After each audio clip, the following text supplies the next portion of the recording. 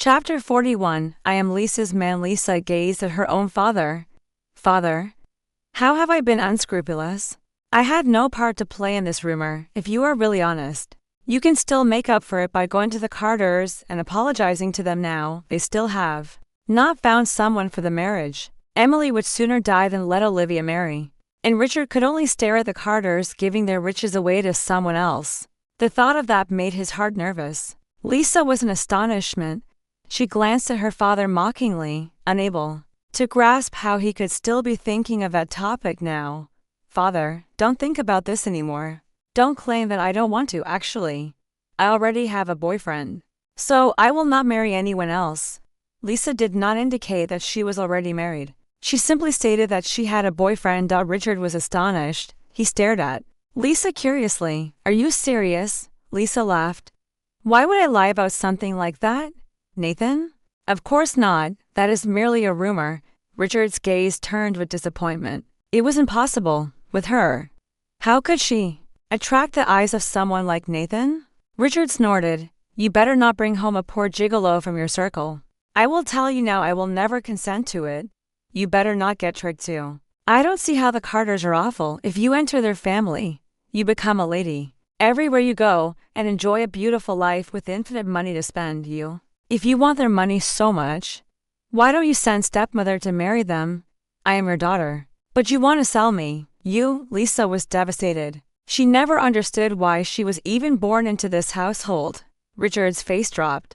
Emily had just overheard Lisa's last remarks. Lisa, what kind of attitude is this?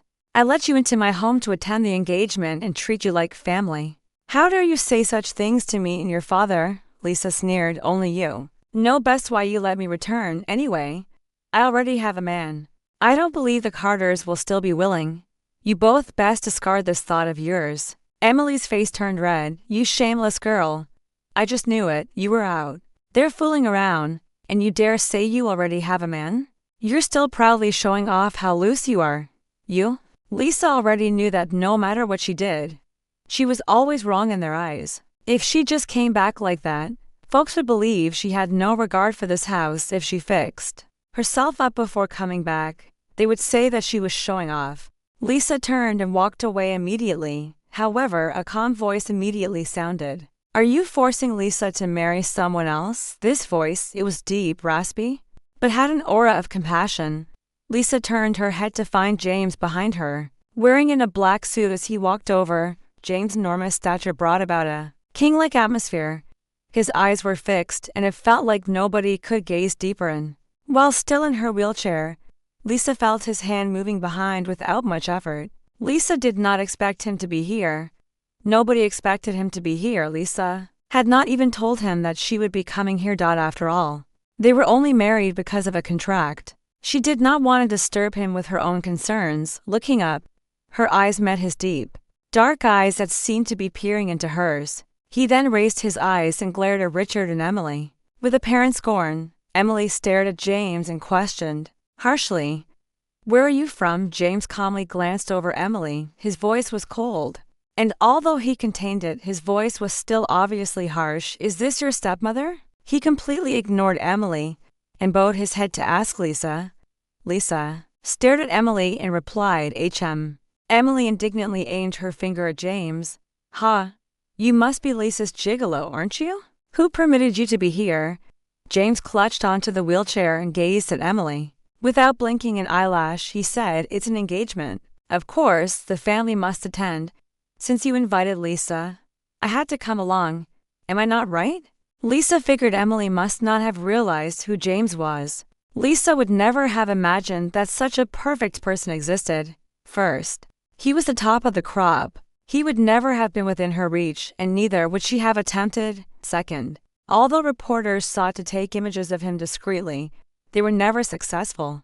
He was always surrounded by too many people protecting him and never allowing them a chance to leak out images. Such an elusive individual, people could only hear of him, but they never saw him. Emily took one good look at James. He was indeed not bad-looking.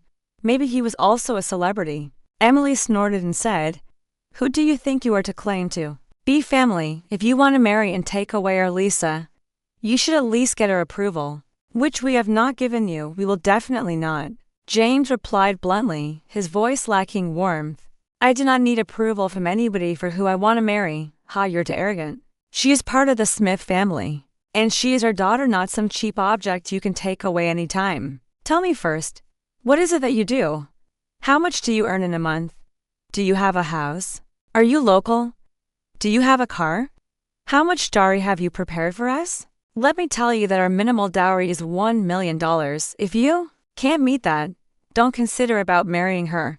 For all these years she's been eating here, living here, and using the privileged title of Miss Smith, so much excess. It will absolutely not be for free, James repeated. $1 million. Emily asked, what's the matter? Can't afford it. If you can't afford it, then get lost. At this moment, Richard was tugging upon Emily from behind, looking at James with enthusiasm in his eyes, as if he wished to pacify the man. He continued, are you really our Lisa's boyfriend? James stared at Lisa, who was chewing her lip and staring at him apologetically. Her eyes gleamed like lakes reflecting the starlight. Delicately moving, James said, yes. Richard laughed. This Lisa didn't tell us she had a boyfriend all along. She should have stated it sooner. Chapter 42. You are my wife. Elisa was stunned. She gazed up at Richard, who had suddenly seemed to alter. What was he trying to do? Why did his attitude entirely turn? James continued, looking at Richard condescendingly.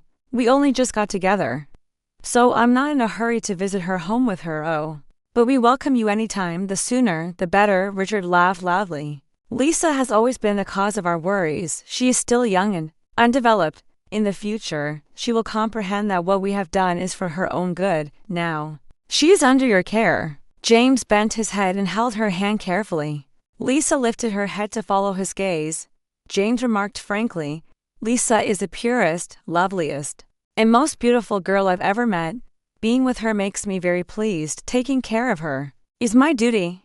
Lisa's heart skipped a little, looking up at James. She had never expected that he would help her this way. She was incredibly touched. No one had ever treated her so sweetly. Richard's eyes glared at James, gradually becoming humbled.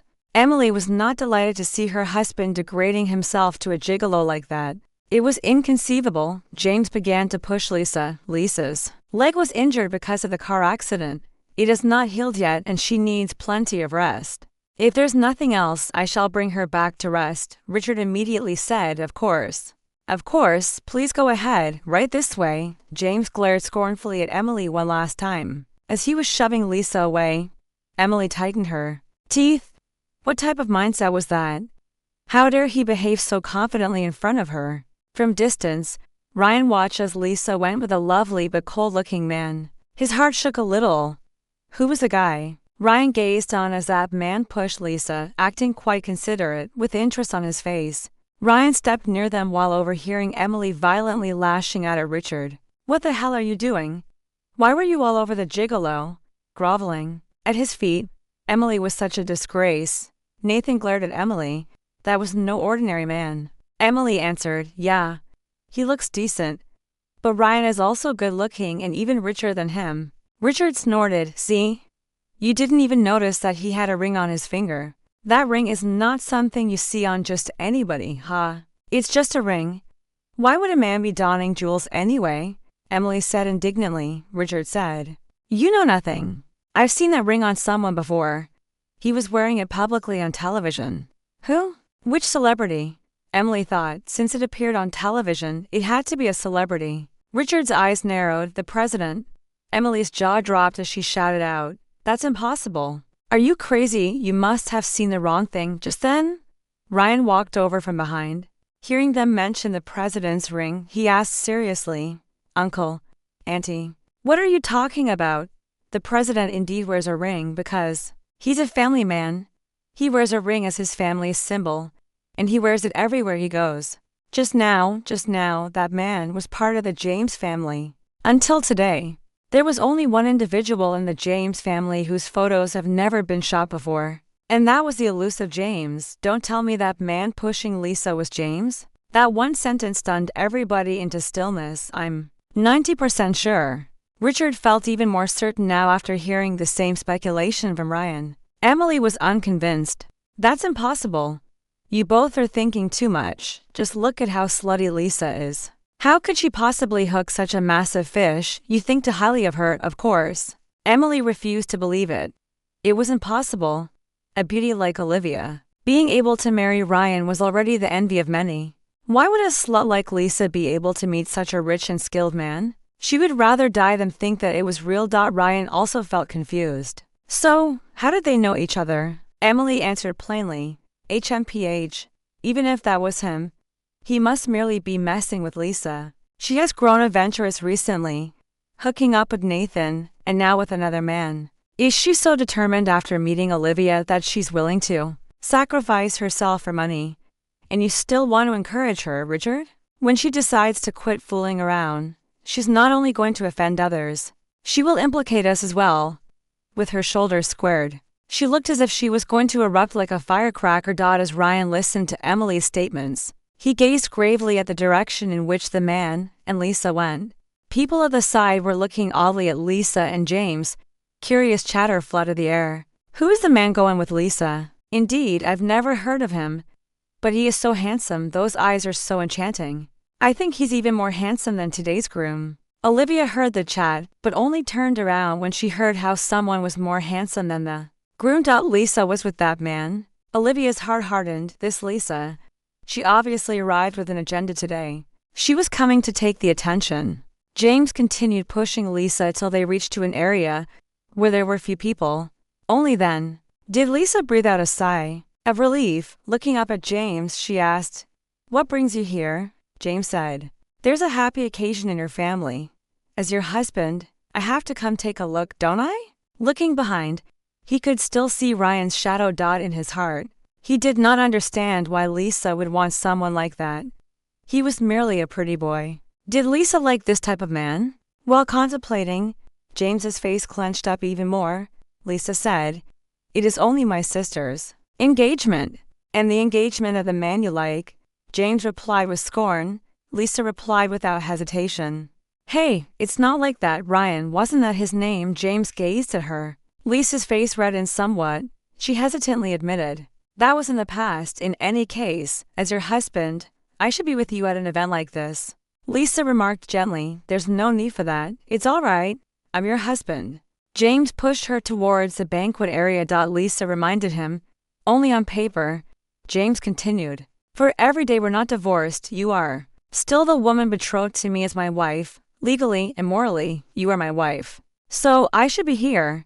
Lisa lifted her head up. With his words, she felt warmth slowly pouring into her heart, and she felt so full. Chapter 43. Clothes tangled up then. Lisa spotted the movement of reporters. Reporters are coming. "No. I have to leave now. I was mobbed by them just now." Lisa had little experience with reporters.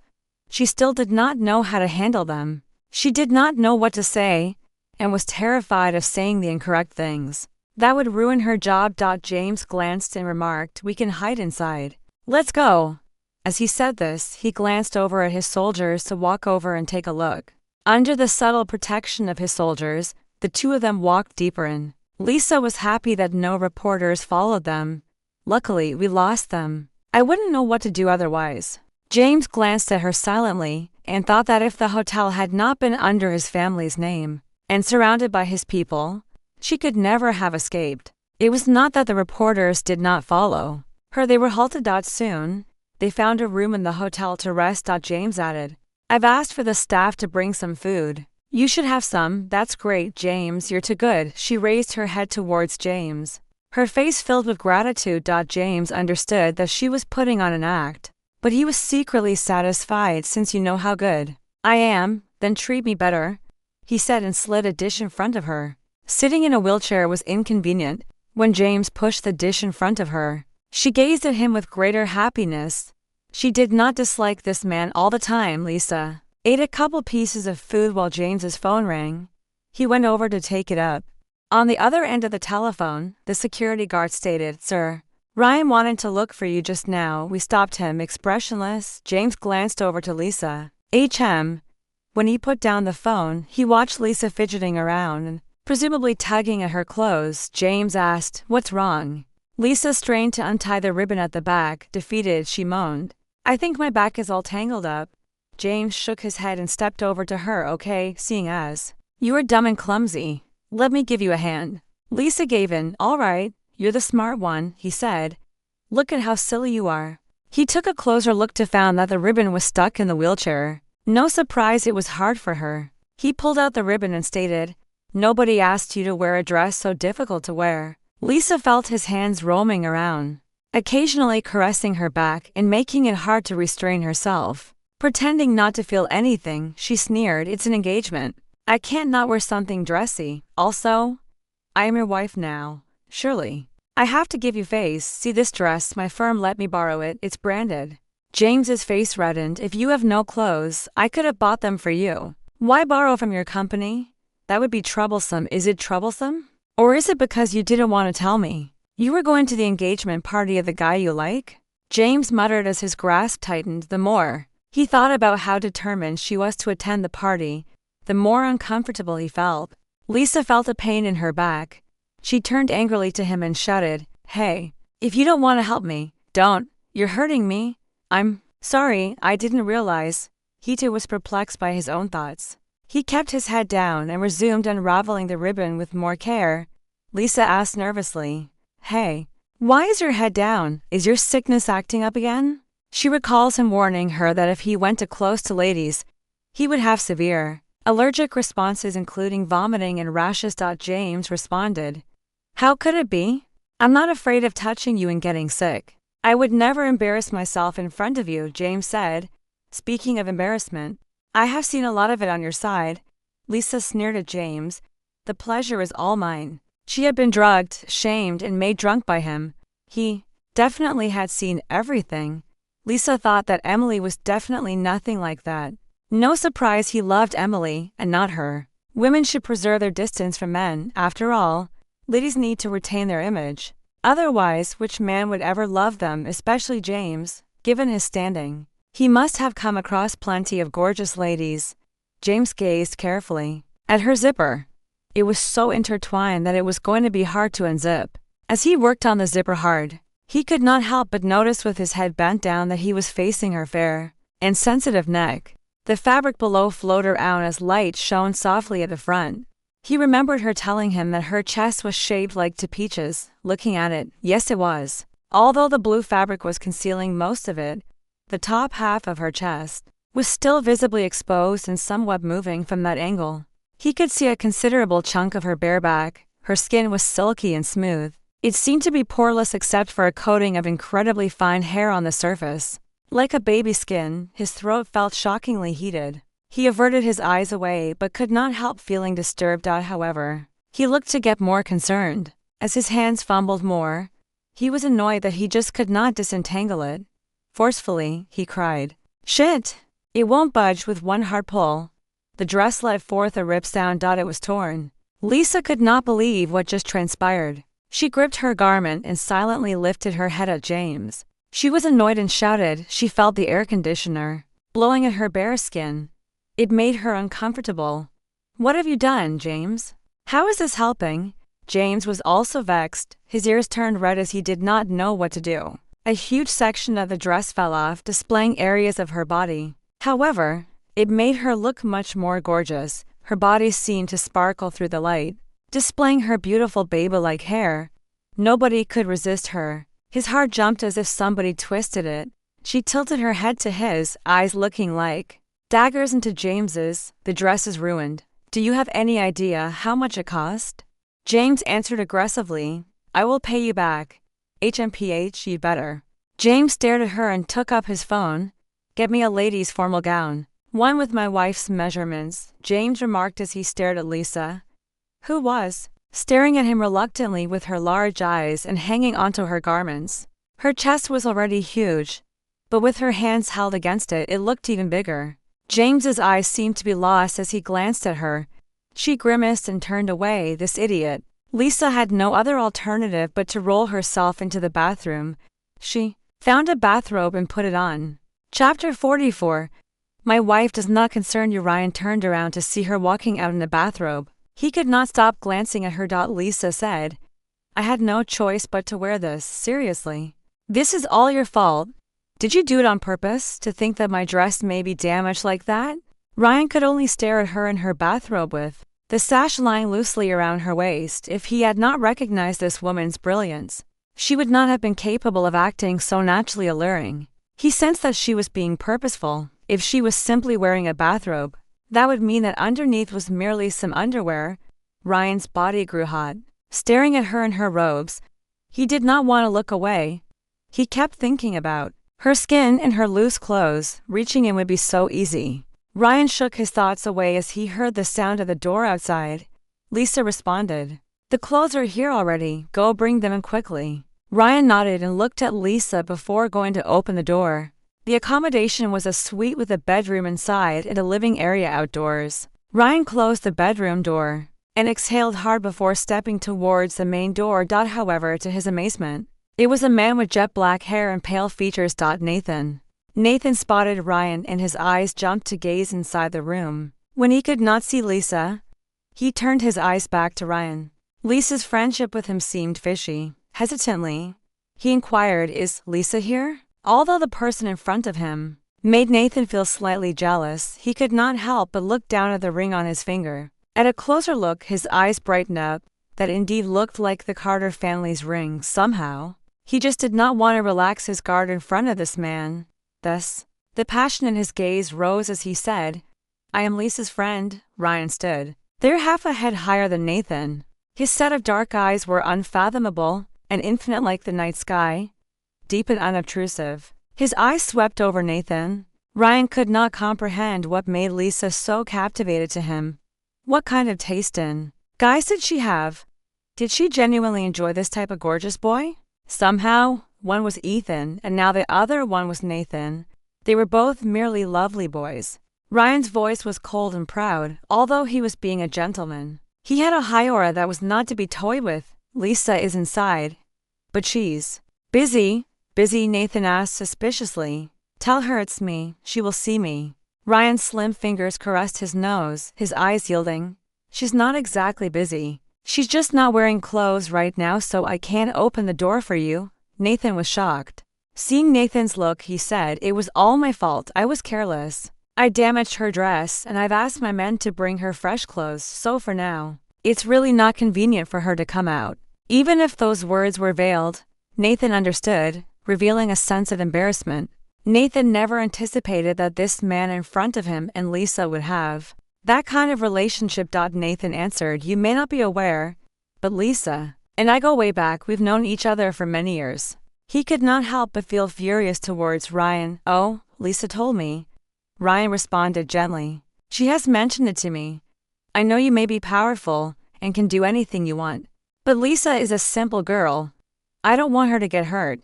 So if you aren't serious about her, I will surely not take this lying down like what Olivia said earlier.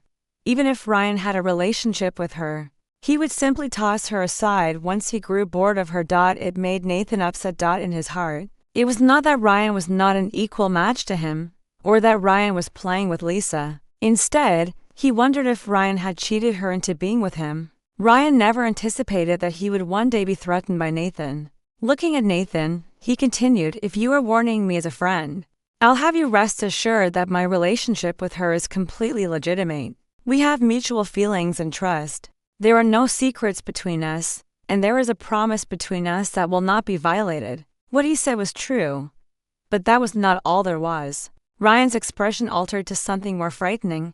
As he looked at Nathan, he continued, "However, if you are warning me as a man, I'll remind you that Lisa is now my woman." His harsh expression was like a blade that made Nathan feel a big threat at once. In Nathan's heart, his loathing for Ryan increased even more. Then, a service person arrived with 2 articles of clothing. "Sir, your clothes are here." Ryan's countenance softened as he remarked to the crew, "Just bring them in." The logo on those clothing did not go amiss by Nathan. A high-end brand. Each piece of apparel cost at least tens of thousands. Ryan gazed blankly at Nathan. "If there's nothing else, I'm going back in," without allowing Nathan time to speak. He closed the door instantly. "You?" Nathan gazed at the locked door with anger. He was not delighted to get the cold shoulder after getting all the way here. Chapter 45. The hotel brings about a different atmosphere. Ryan said, You're going to drool all over the dress. Lisa laughed and wiped the corners of her mouth. She said, I'm not drooling. Ryan looked at her silently. Can't you be a little more ladylike? Lisa lifted her head. In what way am I not ladylike? Ryan replied, such a money grubber. Lisa snorted. It did not matter to her. She patted her dress greedily. What's the matter? I can be pretentious in front of others, but I don't have to put on a front with you if I acted a little more proper, shy, pitiful, or classy. Would that make you fall in love with me? She said as she looked at Ryan with indignance. Ryan glared at her quietly. Perhaps it was because there was no need to pretend, so there was no cause for hatred. Lisa walked into the bathroom, eager to put the dress on. She came out donning a loose yellow dress. Fresh and refined, she looked so bright like sunlight. Ryan's eyes lit up as he saw how different she looked. Lisa twirled slowly, making her skirt bloom like a flower. She looked like the sun. Lisa asked, How do I look? Ryan hesitated slightly. You look decent. Upon hearing that, Lisa said, expensive clothes are really different. She happily sat back in her wheelchair. Ryan thought to himself, how ignorant. He was complimenting her, but she did not realize it. She was such an endearing fool.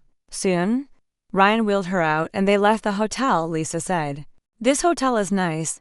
It must be expensive, right? Without looking at her, Ryan replied, It belongs to the James family. There's no need to pay.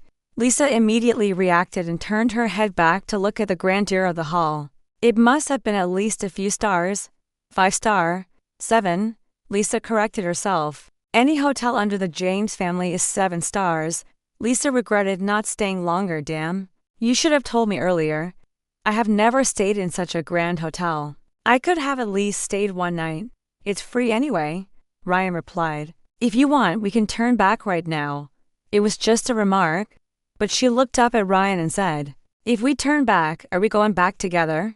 I'm not used to staying in hotels. It's not safe. Hey, that's impossible. Weren't you staying in a hotel when I first met you? How else had she been able to drug him that time? Ryan looked at her indiffferently. Yes.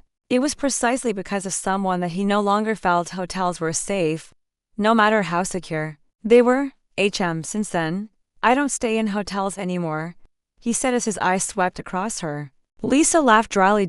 So it was because of her. Lisa laughed awkwardly and quickly changed the topic. Well, since you've already stayed in a hotel with me, there's nothing to be afraid of. We have a legitimate relationship now. Staying at home and staying in a hotel are different experiences. She shifted her body to lean against his. Ryan tilted his head. Why stay in the hotel when we have our own home?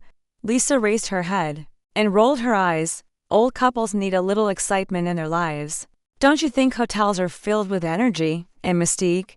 Ryan looked at her pursed lips, her eyes full of life and her suggestive tone. His heart wavered. His gaze fell uncontrollably onto her chest.